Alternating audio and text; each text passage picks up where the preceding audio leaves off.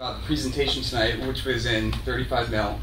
And I wanted to ask you guys, what do you notice differently about when you see your films projected on 35 millimeter film versus when you see them being projected digitally? Or when you see them digitally on any screen? Well, if it's being projected by DVD, we're not there. Okay, that's what I wanted to know. In this case, we're here. Okay. What is it about film? Because there seems to be something that's so intrinsic about the alchemy of your work and the physicality of what you put into the production that makes film really the only medium for you guys to be able to do what you do and to be able to communicate your work. That's a big question. No, what is it about maybe the texture or the lighting that, you know... No, listen, we is this working? Yeah. When we started out...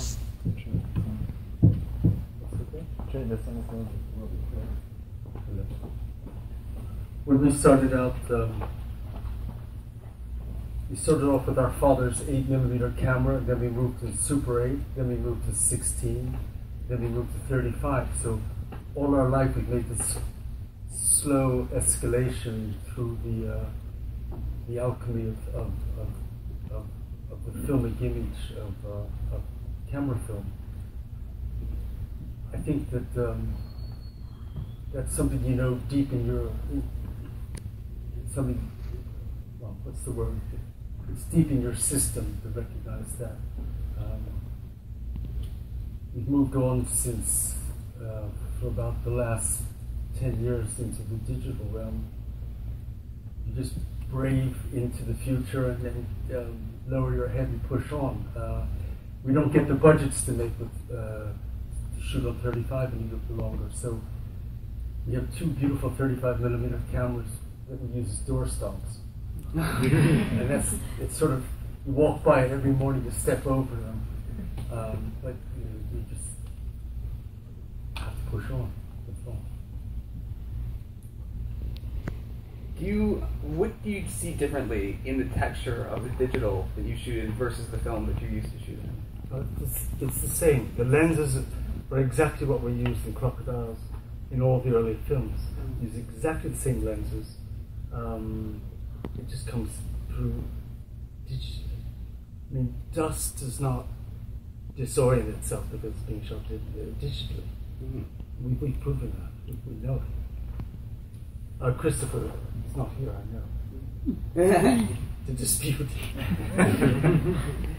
I also wanted to ask you guys about, you talked a little bit last night about Bruno Schulz and how he influenced you, and I thought maybe you could maybe explain who he was a little bit and how you discovered him.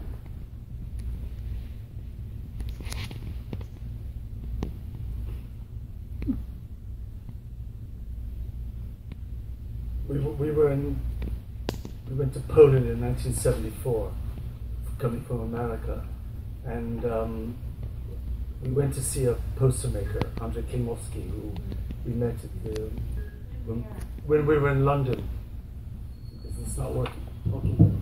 And Andrzej Klimowski invited us to Poland. He invited us to Warsaw, and we did a tour through Warsaw, Krakow, Opole, Wrocław. And he said there's one writer you would be intrigued by, was Bruno Schulz. Of course, he had been translating, and upon returning to London, we bought the books of Bruno Schulz, the only two existing books, and that was our discovery of Bruno Schulz. And you don't at that moment in your life you simply say, "Oh, we must make a film." At that point,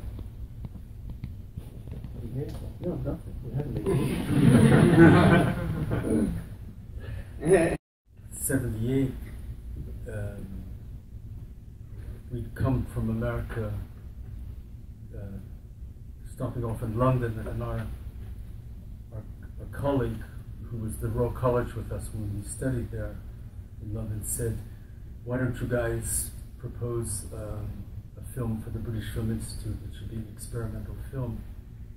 And we said, "We don't make experimental films." He said, "I don't care, just bluff something. And we said, well, we'd like, what about puppets? He said, just write a script real quick. So we threw them a script, but years later, we had another chance to go to the BFI, and of course they said they didn't like our first attempt at puppets in Nocturna. They said they preferred that we base it on an author. They didn't like our wayward narrative. And so we suggested Bruno Schulz. Of course, they said, great. They hadn't a clue who Bruno Schulz was. We were very happy that they were happy that they accepted the bluff. But by that time, we'd read enough about Bruno Schulz. And there was a particular chapter called the Treatise on Mannequins Dummies, which suggested this whole realm of that matter was something that was constantly in a state of migration, that there was you blank out, but it was an attitude towards, an approach towards matter, the metaphysics of matter, the ascension of the everyday, and it gave us a kind of, it's not exactly a prescription, but it was certainly, it focused us on how we would approach the use of objects, on how one might use these sort of metaphysical storms to suggest these powerful Schultzian climates that he was so powerful at, so fantastic at. So this treatise was like an absolute provocation to, and this was the first time that we worked in 35mm.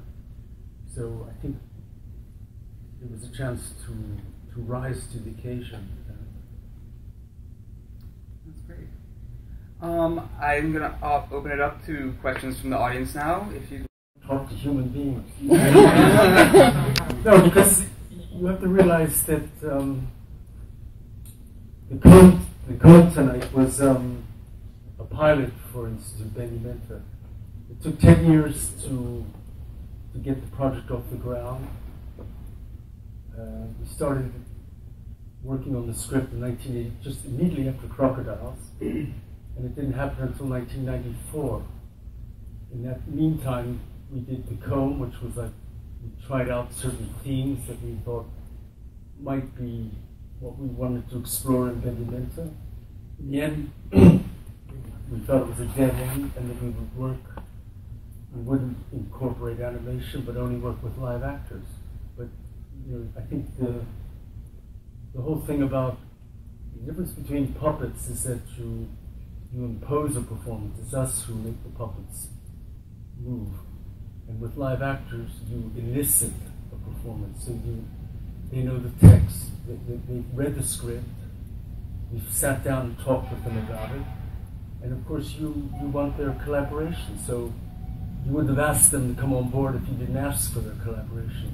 And I think that's something that's very precious, and it's something that we're, even between ourselves, it's an open collaboration. So that's the difference for us. Who's next? In the back? All the way in the back?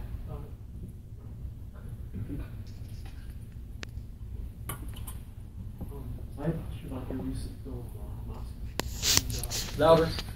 Sorry, I have a question about Moscow, the Stanislav Lem adaptation, and what it was like moving to a film with more traditional plotting and narration.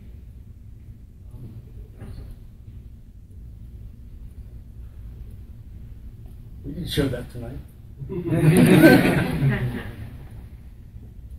It's one of those. It's one of those novels. You take that. Yeah. When we originally did it, there was no voiceover, nothing.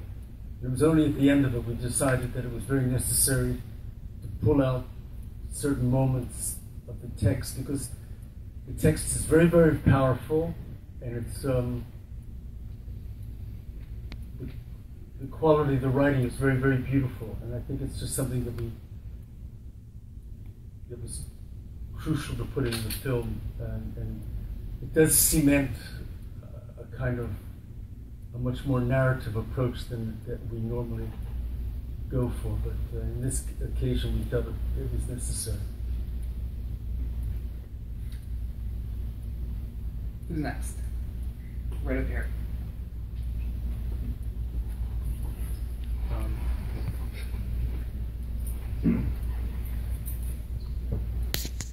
But I was wondering, for films like Street of Crocodile or The Comb, do you start with a script, or do you create keyframes that you start off of, or do you actually go into storyboarding to create the narrative? No, there's never storyboarding in any film. The only time you do storyboarding is for commercials, which is that's a guarantee that they need that. You have to know exactly what they're getting. But something like any of these films that you see here, there wasn't a single moment of storyboarding. If you start at the beginning or middle or end, it's because you work out from the other end of that. And I think that's something that is a discovery that then leads on to the next, to the next, to the next. But we don't always begin at the beginning.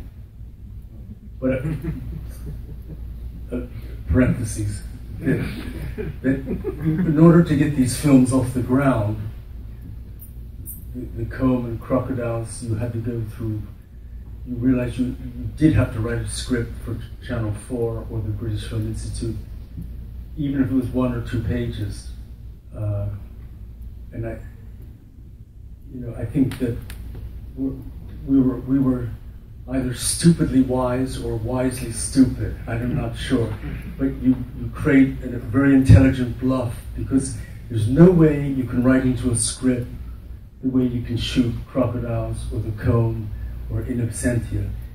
You just can't do it, because you can't write about music. It's very hard to write about images. Well, you can't write about light. Yeah, exactly. So, in a sense, you have to say very shorthand language that the film is going to be about a schizophrenic woman. Huge parentheses there. Nobody's going to know what that is. So you just say, you sort of make it an intelligent bluff, and then if the money comes through, we throw the script away and we start with the real script, which is the one that we have in our head, that we've always been wanting to do, and which we have enough experience and knowledge about our own craft, about how we work, that this will solve the problem.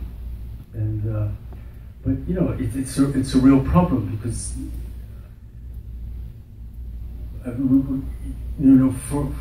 for 35 years now, every time we have to write a fucking script, you're sitting there second guessing what the idiot at the other end is trying to make out of it. And we keep thinking we're getting smarter, and it doesn't help. Thank you.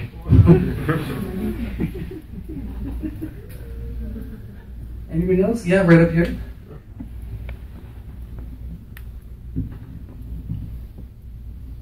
I'm curious about I love the way the rhythm, the way you cut. Where does that? What was the relationship between the cutting that's done in post, and I'm supposing a lot of the cutting and the rhythms that are established in camera, a lot of the editing it's edited, it's animated editing. And how do they? I mean, how much of that is discovery? And I'm not even sure what the question is. I'm just curious what your thoughts are. Yeah. On how you get this. I love the rhythm. It's so off kilter.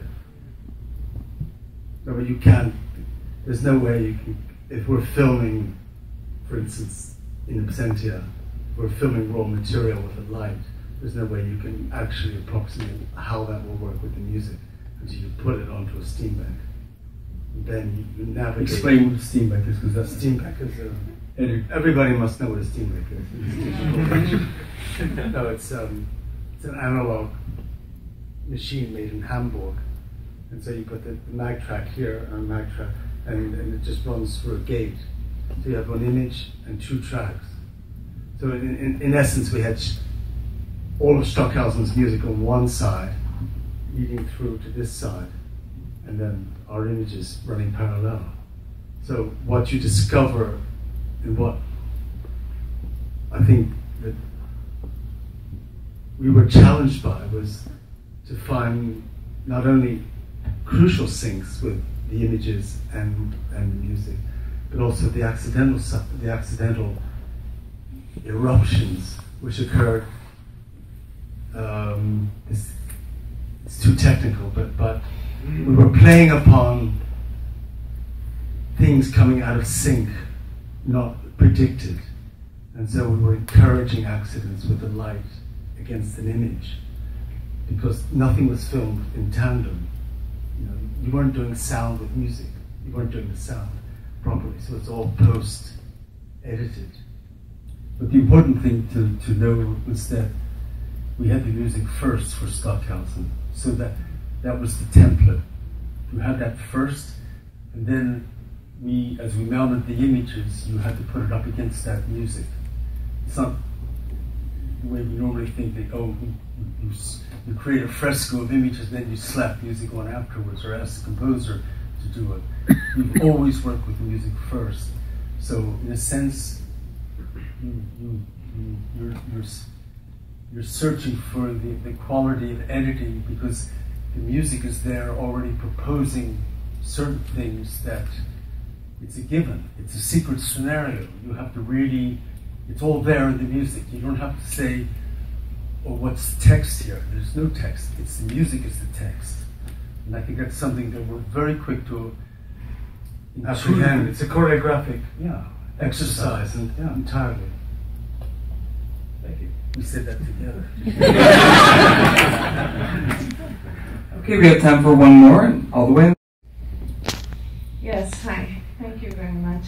I'm writing about dolls and human relations to dolls, so I'm just very curious about if you could say a few words about your relationship to dolls, since you have them, use them, change them, animate them, break them apart. Can you say a few words about what these dolls mean to you? Did you grow up with dolls? What's the role of dolls? You can see them when you grow up with dolls. Total abuse.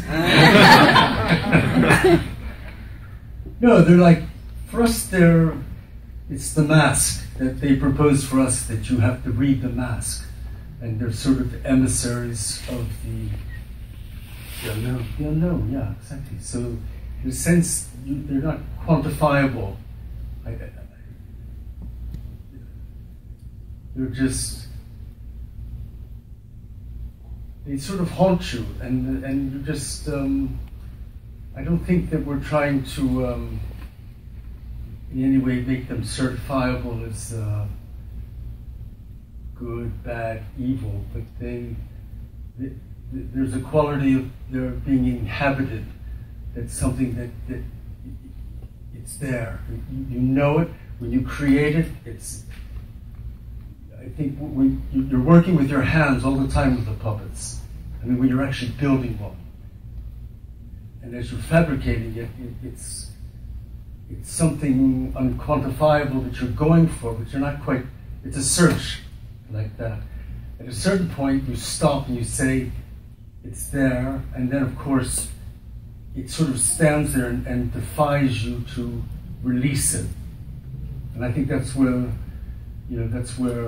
for us, there's that moment when we talked earlier about having the music, that you listen again and again and again to the music. You take it deep into your system, so that as you go to animate the puppet, this probably sounds stupid, but there's a sense that you're transmitting through the touch that sense of the music and pass it into the puppet. So it's like, or the object, whatever. Yes, of course, the object, and that's what brings it to life. And you're using a bit of radar. You're using a bit of the unnameable, if that's what you're going for. And then, of course, you have to release that. And so it's there's a lot of searching at the beginning of the animation to see if you're getting it right. You're not. You don't have the storyboard up on the wall and it says, you know, that Ricky goes to B and then smiles and does something silly like that. We never work like that. You know, it's pretty much the silent cinema.